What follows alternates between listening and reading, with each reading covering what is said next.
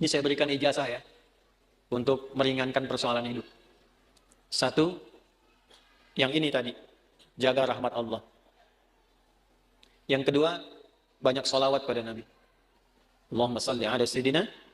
Banyak salawat pada Nabi. Itu orang yang sering salawat pada Nabi, salah satu faedahnya insya Allah dimudahkan urusan hidupnya. Salawat, banyakin salawat. Salawat dengan rasa cinta. Walaupun sekedar salawat pun Allah berikan jawaban. Ini saya tanya nih, kita istighfar sendiri sama Allah, astagfirullahaladzim, dengan kita berwasilah menggunakan salawat, kira-kira mana yang paling utama? Tapi jangan tebak-tebakan. Mana yang paling utama? Gini, dua-duanya utama. Tapi kalau kita mau dilihat, mana yang paling berpotensi diterima, itu salawat. Kenapa? Kalau kita istighfar langsung kepada Allah, ya Allah, ampuni dosa saya. Bagus, langsung hubungan. Tapi Allah masih melihat ketulusan hati kita. Karena ada yang istighfarnya cuma di lisan, gak nyampe ke hatinya. Contohnya habis sholat tuh, banyak yang saya perhatikan seringkali istighfarnya di lisan aja. Astagfirullah, astagfirullah, melihat handphone, astagfirullah. Update status sambil astagfirullah itu. Sambil kirim WA. Itu cuma di lisan, belum tentu diterima.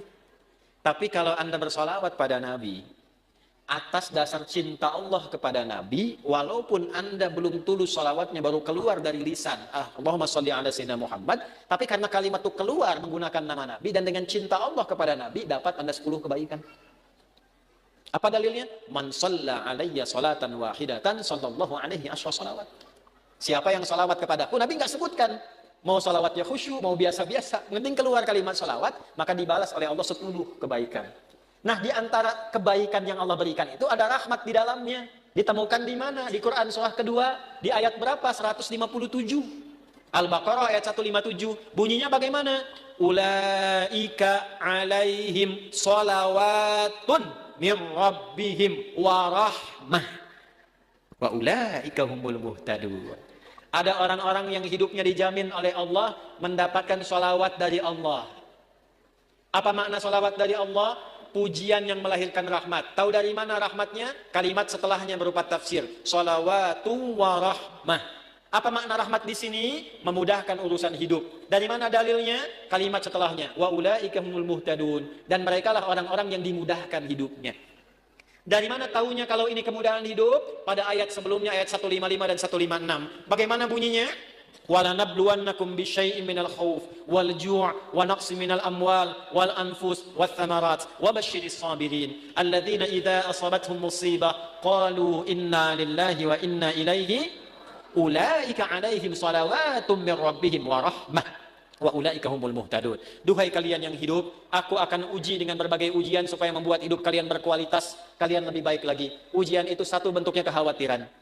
Sekarang pun ada yang khawatir kapan Ustadz selesai ngajarnya. Walju, karena saya mulai lapar. Wa naqsi minal amwal, ongkos sudah mulai berkurang. Wal anfus, ada yang sakit, ada yang meninggal. Wa thamarat, ada yang hasil kerja kerasnya dibawa orang. Wa basyiri sabirin, berbahagialah orang sabar. Bagaimana cara sabar? Alladzina idza asabatuhum musibah, yang kalau diuji dengan masalah ini, qalu, mereka meyakinkan pada hatinya, inna lillahi wa inna ilaihi raji'un. Ini ujian dari Allah supaya membuat saya berkualitas, dan pasti Allah kasih solusinya. Bagaimana cara mendapatkan solusinya? Kalau orang-orang sudah bersikap begini tawakal pada Allah, maka dia berburu rahmat Allah. Ulaika alaihim shalawatum min rabbihim wa rahmah. Orang sabar begini dipuji oleh Allah, diberikan rahmat. Kalau Allah sudah kasih rahmat, maka Allah berikan kemudahan untuk menyelesaikan semua masalah hidupnya. Maka orang-orang yang mempraktekkan hadis ini, ar-rahimuna, orang-orang yang berkasih sayang, mempraktekkan hidup dengan rahmat, langsung otomatis dijaga oleh Allah dengan rahmatnya ini, supaya dimudahkan semua urusan hidupnya. Semakin kuat prakteknya, semakin mudah hidupnya. Saya berani berkata begini karena saya mencoba, benar enggak ini kan, dengan keyakinan tuh. Benar enggak tuh untuk menenangkan hati, bukan meragukan itu. Seperti kata-kata Nabi Ibrahim, ya, di Al-Baqarah ayat 260. Wa idh qala Ibrahimu rabbi arini kaifa tuhil mauta qala awalam tu'min qala bala walakin liyatma'inna qalbi. Ya Allah, tunjukkan padaku bagaimana cara engkau menghidupkan yang mati. Kata Allah, kamu belum yakin. Kata Nabi Ibrahim, saya yakin ya Allah, supaya hati saya tenang saja. Saya lihat orang-orang dulu, kok betapa mudah hidupnya. Kita praktekkan satu-satu. Melihat orang dengan kasih sayang. Mencoba untuk memaafkan, mencoba untuk berlapang dada. Menempatkan pada tempatnya. Latihan aja, baru latihan itu dimudahkan, Pak. Baru latihan. Masih sedikit. Ini tidak beli. Ini tidak beli. Pak, ini pami kaca soca ya, aya nu ngintun. Ku bapak diangge eta biasa. Tapi Bu, kaca soca ukurannya sami persis. Tuh. Sama persis ukurannya dengan keadaan mata saya. Kan Anda nggak tahu berapa yang silindris, berapa yang minus ini. Ini kalau saya buka kacamata, laki-laki dan perempuan sama. Sama-sama manusia. Makanya kenapa Bu, kalau pengajian perempuan, ibu-ibu, sab muslimah itu saya buka kacamata. Ya, tujuan utamanya supaya yang paling cantik tetap istri saya. Ya, ini sama ukurannya Pak, tuh persis. Setiap ada model baru datang ukurannya sama persis. Dari mana? Siapa yang pernah ngecek mata saya? Ini dapat hadiah juga, Allah kasih baju, kos kaki sampai ke sepatu. Cuman modal satu hadis ini teh, hadis.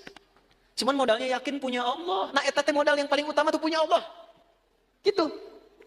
Sekarang kita kekurangan itu. Sekarang banyak orang kekurangan itu. Jadi rasanya kurang merasa punya Allah. Coba tanamkan pada hati, saya punya Allah. Maka Anda tidak akan takut kehilangan jabatan, kalaupun harus jujur. Karena punya Allah. Qulillahumma malikal mulki tu'til mulka man wa tanzi'ul mulka mimman. Karena punya Allah jangan takut kehilangan harta kalau harus sedekah. Karena punya siapa? Allah. Makanya dekati Allahnya. Ittaqillaha haitsuma kunta wa atbil hasanata sayyi'atal hasanatan. Ihfadillaha yahfad. Jaga Allah, Allah jaga kita. Jaga Allah itu maksudnya apa? Jaga diri kita tersambung dengan Allah. Dipakai hadisnya, pakai. Praktekkan dalam hidup. Saya bukan ingin menunjukkan, ini berhasil. Tidak, bukan itu. Kan bicara kalau mengalami itu enak gitu. Menceritakan pengalaman ulama itu enak yang sudah terjadi. Dulu orang begini dijaga oleh Allah. Imam Nawawi itu selama hidupnya, 99% makannya diantarkan oleh ayahnya. Makannya cuma sekali malam, ba'da isya. Apa yang dimakan? Kue kering dengan zaitun. Minumnya sebelum subuh. Setiap hari sampai meninggal. Karena beliau meninggal duluan, bapaknya baru meninggal 7 tahun setelah Imam Nawawi meninggal. Saking bapaknya ingin jaga anaknya terhubung dengan Allah, makanannya dijaga. 1%-nya kalau diundang, ada jamuan dipastikan dulu halal. Nggak mau makan sendiri, yang lain diajak makan sama-sama. Imam Nawawi itu. Makanya sampai sekarang berkah, kitabnya masih kita jaga dan kita kaji. Sampai sekarang. Karena apa? Menjaga hubungan dengan Allah. Ya. Nah, itu yang kedua. Kalau kita benar jaga dengan Allah, melalui rahmat Allah, praktekkan hadis ini, insya Allah hidup kita pun dijaga, dimudahkan oleh Allah, sesuai dengan kadar maslahat dunia akhirat kita.